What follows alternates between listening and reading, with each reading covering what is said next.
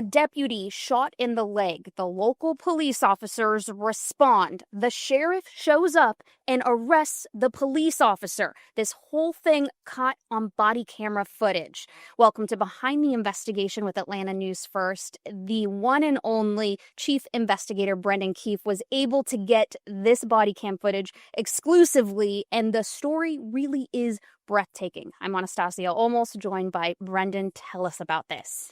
Yeah, it's really extraordinary body camera video, and I've known about it since last December when this occurred on December 13th. Multiple sources in Towns County, that's all the way up in North Georgia, right on the border with North Carolina, the highest county in the entire state because it's also the highest point in the state in the mountains. Multiple sources calling me, telling me that the sheriff arrested a police officer at the scene of a deputy shot, and I said, I can't do the story without the video. But then finally, one of those sources was able to obtain 4 separate body cams from 2 different agencies, and now you get to see them as well. I got a deputy down in the road. Hang on, buddy, we're coming. A Hiawassee officer races outside the city to help a deputy shot in rural Towns County. Where you at? Where you hit? Where you hit? Deputy Austin Bradburn is still holding his gun. Which way did you go? Hey, we've got you. Which way did Austin, we got you. We got you. Straight down. Straight. Hiawassee officer Jose Carvajal, a combat veteran, directs deputies to stop the bleeding. Where you hit? All right, we found it. Leg hit. Go ahead and put that tourniquet on. All right. He's been hit in the left leg. In the dark, Officer Carvajal ends up picking up the deputy's gun instead of his own. When the gurney showed up, we started to pick him up. I stepped on the gun. Somebody said there's guns down here, so I reached down thinking it was mine. Put it in my holster. Finished putting him on the gurney. Realized that it wasn't mine. Grabbed my gun, took his out of my holster, put it into his holster. Hey, got his gun? Yeah, that's his gun. It's in there. You take it. Hey, got these power lines. I'll go into Wait. Get the gun out. Took it out of his holster, stuck it in my waistband because I had already touched it, I already messed with it, I already kicked it. It was better for me just to leave it there until GBI showed up and relieved me of it. Then Kenneth Henderson showed up. Sheriff, we're just coordinating the scene so that nothing else gets touched and nothing else happens. Listen to me. Move back out of the way. Roger that. He's the Towns County Sheriff. You got that gun. I do. It's right here. You should never. We moved it out of the way. I don't care why you moved it, bud. We moved it out of the way. Get I'm not touching it again until GBI shows up. Unless you want to grab it, you can grab it. No, I ain't grabbing it. I'm not touching it anymore. You should know better than that, buddy. Really? Are you not trained better than that? Let me get a pair of gloves. Get away from me. Hey, don't tell me to get away. No, get it. Hey, You don't get touch that. me. Hey, Listen don't to me. touch me. You listen. Don't touch me. Shut up. You What are you doing? mother. What are you doing? You're the one What that are shot you doing? me. What are you doing? You stupid son of a. Sheriff. Why did you pull a gun out for? You stupid. You stupid son of a. Sheriff, stop. What are you doing, Sheriff? Please. Get somebody get a gloves on and get that weapon out with a Put set your of hands gloves on somebody. Somebody get the gloves and get Sheriff. this gun from What are me. you, Sheriff? The sheriff's own deputies had to hold him back. Holy we got a deputy shot. We're arguing out here. You listen. Don't touch me. Shut up. You want to What are you doing? Right down there. You do understand this is all on camera. son of a. Sheriff. You're the one that's going crazy. We got a shot deputy, Sheriff. Yes, we do.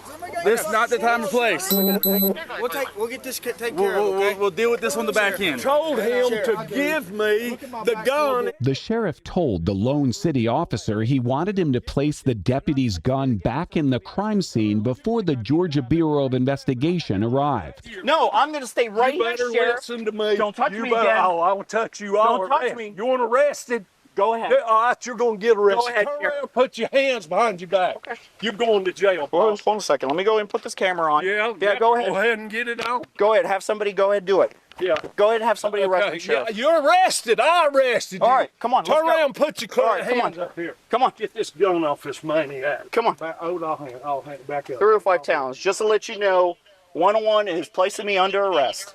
Yes, 101's placing you under arrest. Here, let me for go being ahead out and here let me go ahead and picking a take this gun stuff up off. on a Here, let me crime go ahead and- scene. Okay. 101 is placing me under arrest. What? 305 just got placed under arrest. And when I told him we needed to get that gun down, he didn't leave. He said, I'm not giving it to you. No, I didn't say that. Yes, you did. Hey, Yes, you did. Body camera, Sheriff. Go ahead, come on, hurry up. Put the cuffs on me. No, I didn't say that. That's exactly what. What's nice is that it's all on body camera. It's all on body camera. I don't care if it's on body camera, buddy. And that was on my camera. I can't. That's ridiculous. That's the most ridiculous I've ever seen in my life. Some deputies walked away, others stood in disbelief. That's what we're more concerned about, not the shot deputy. And that right there just shows. Yeah. That's insane. The type of man, the type of leader. And Jose said, I'm not going to do anything with the gun until the GBI gets here. Right. And then the sheriff come after him and yeah. put his hands on him. Y'all seen the sheriff put his hands on Jose first, didn't you? That's what I saw. That's what I saw.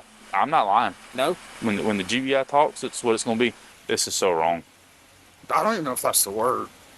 This is immoral, unethical. That's closer. They're talking about their boss. He's more concerned with the city of Hiawassee than the guy shot deputy. This isn't the first, this isn't the second time, this isn't the third time.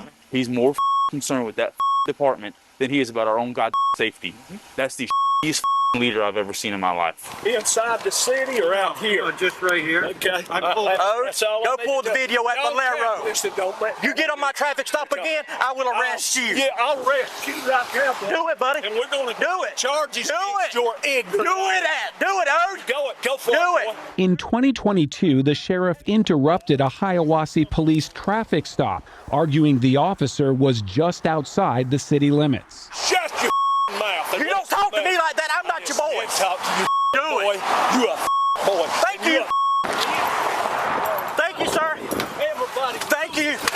That same year, a deputy secretly recorded the sheriff, who was angry at deputies for having lunch with city police officers. Let me ask you, are you going to hang out all the time with my enemies? All I'm getting from this is you don't want us to eat with Hiawassee PD. But I don't want my people sitting with my damned enemies and being buddy-buddy with my damned enemies. How are you, sir? Sheriff Henderson came out of his office when Atlanta News First Investigates was recording video in the parking lot. We've got the video of the officer, the Hiawassee officer, you ordering him getting arrested at the shooting scene. And so we'd like to do an interview with you about that. And I can't do that, and I'll tell you why. Because this is an open investigation, and anything that's done at this point has to be through the GBI. The rumor all over is, the sheriff's going to jail next week. Sheriff's this, sheriff's that. It's the relationship between the sheriff's office and city police department. Yeah, and as far as I know, we have a good relationship, working relationship. I don't know of any problems. Back on the shooting scene, Officer Carvajal spent more than 20 minutes handcuffed in the back of a sheriff's patrol car. I'd get him on camera and say, Jose, be his best friend. Turn your camera on and let him make a statement as to what he did. Let him talk all that. It'll help the sheriff on the backside with PI. Let Jose on our camera say, I picked the gun up. Let him admit that he picked the gun up from the crime scene. Officer Carvajal was released without charges and told to leave the scene. Am I clear, guys? Yeah, you got room. The wounded deputy, Austin Bradburn, made a full recovery. He was later fired by the sheriff's office and arrested for making false statements to the GBI. The district attorney told ANF Investigates Deputy Bradburn shot himself twice in the leg with his own gun. Wow, Brendan, and your story got immediate results. We got a text message from you over the weekend. What happened?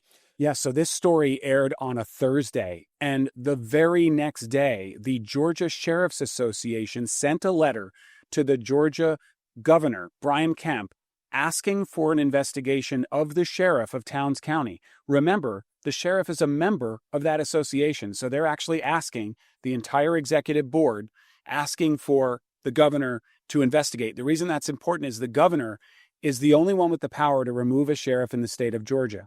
He can also recommend charges, criminal charges, depending on the result of that investigation.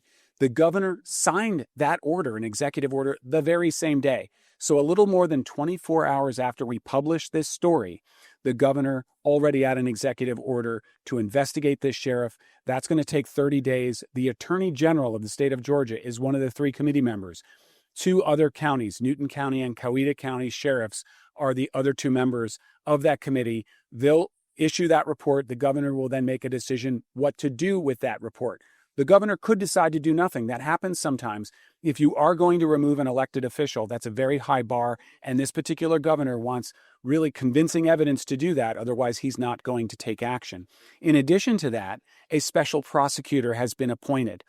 The Towns County District Attorney recused himself from this part of the case. He's still prosecuting the deputy who was shot in the leg, saying he shot himself in the leg, but he has recused himself because how can he investigate the sheriff when he actually prosecutes cases the sheriff brings to him? Okay. So he asked that a special prosecutor be appointed.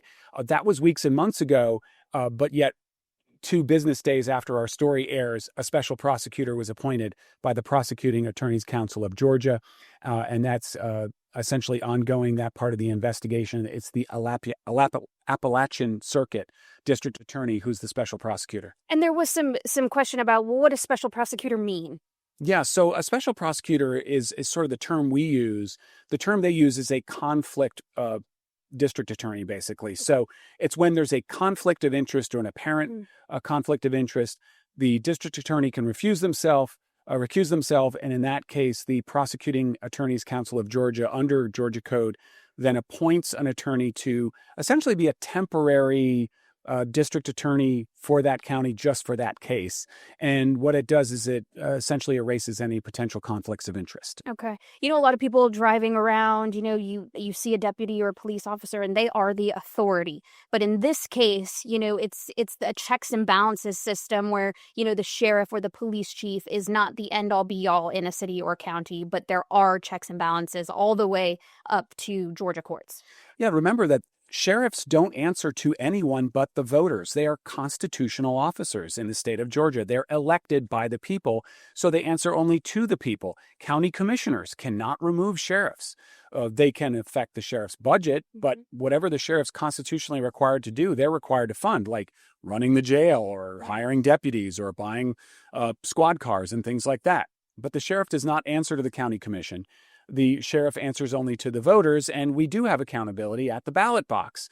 But sometimes conduct of a sheriff rises to the point, and I'm not saying this is the case, that's for you to judge and for the special prosecutor and also the governor of the state of Georgia to judge, but they can be removed from office for cause, and they also can be prosecuted because no one is above the law. Yeah. But when you have competing agencies on the same scene, and they're on a very emotional scene where a deputy is shot, and at that point they believed a gunman was, on the run.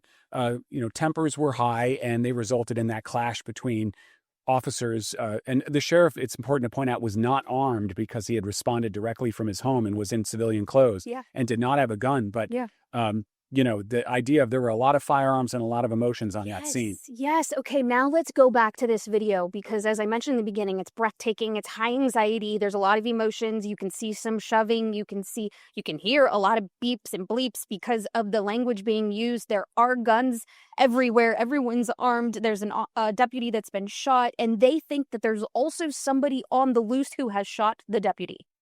Yeah, all of that is true. And I think it's also important because the way the law works when reviewing cases, either criminally or administratively, is the reasonable officer standard. Would a reasonable officer in the same situation take the same actions?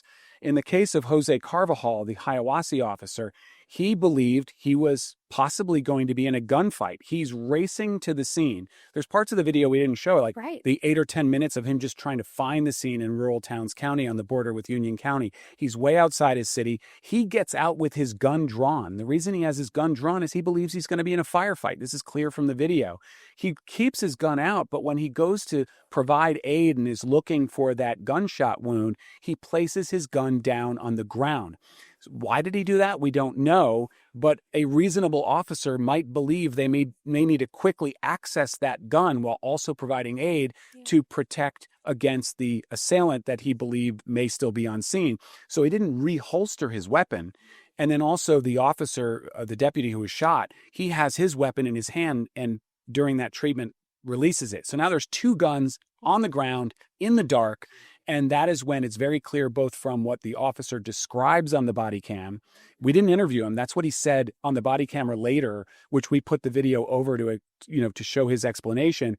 He steps on a gun in the dark. He thinks it's his own. He holsters it. It turns out to be the deputy's gun.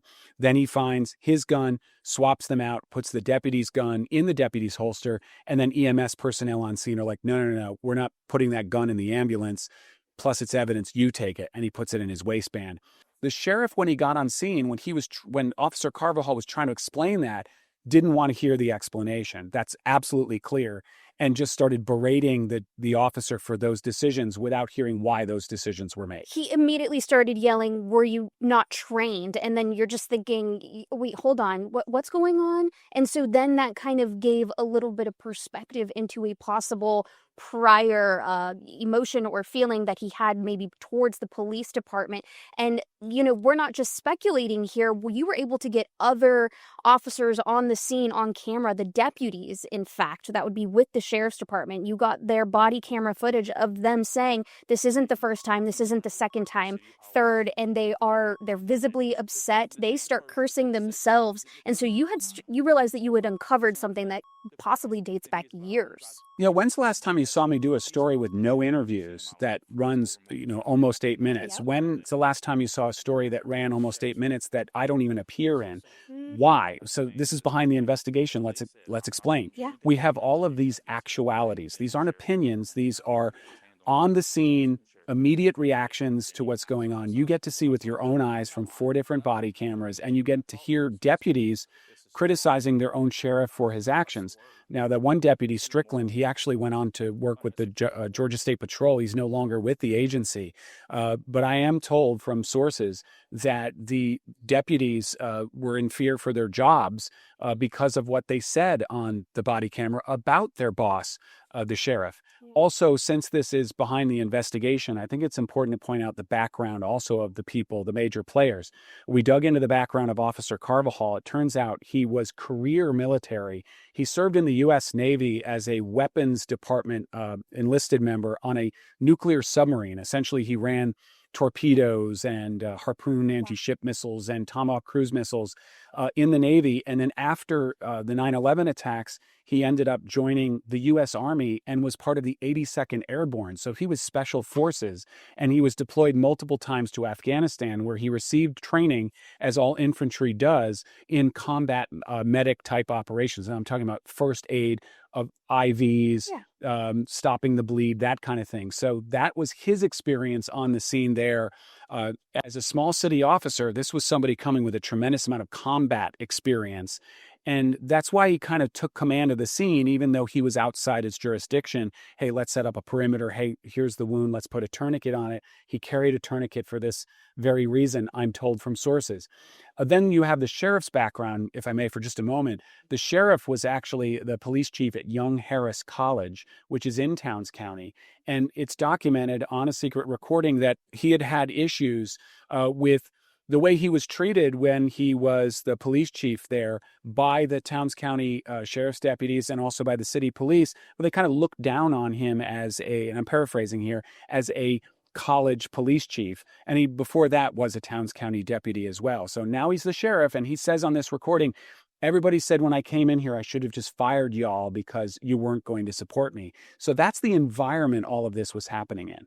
Wow, of course, as an investigative reporter, you're going to do your background research, and it might not necessarily make it in the story that makes air, but all of this is important to you telling your accurate story and making sure that you understand what happened on the scene. And this particular video, since, if we are behind the investigation and people have stuck with us this long, you got this from a source. You'd been spending months trying to get this. Talk about, keeping your sources confidential and going through all of this footage. Multiple people risking their careers to make sure that this video was public, because right now it is not subject to the Georgia Open Records Act, because there is an exception to the Georgia Open Records Act. It's OCGA 50-1872A4. How do I know that exact code section? Because police departments use it with us every single day. It is the open criminal case exception. And when body camera video, is evidence in an open criminal case, it is not subject to release. It doesn't mean they can't release it. It means they're not required to release it. And there was no way we were going to get this video before the prosecution of the deputy for supposedly lying to the GBI and filing a false police report is complete. And that can be a year, 2 years longer with appeals. In this case, again, multiple people from multiple agencies, through a third party, without telling who our source was, got us this video. And it wasn't easy. We're talking about hours of phone calls, hours of sitting at kitchen tables with these sources, trying to convince them that we're trustworthy in terms of telling the truth.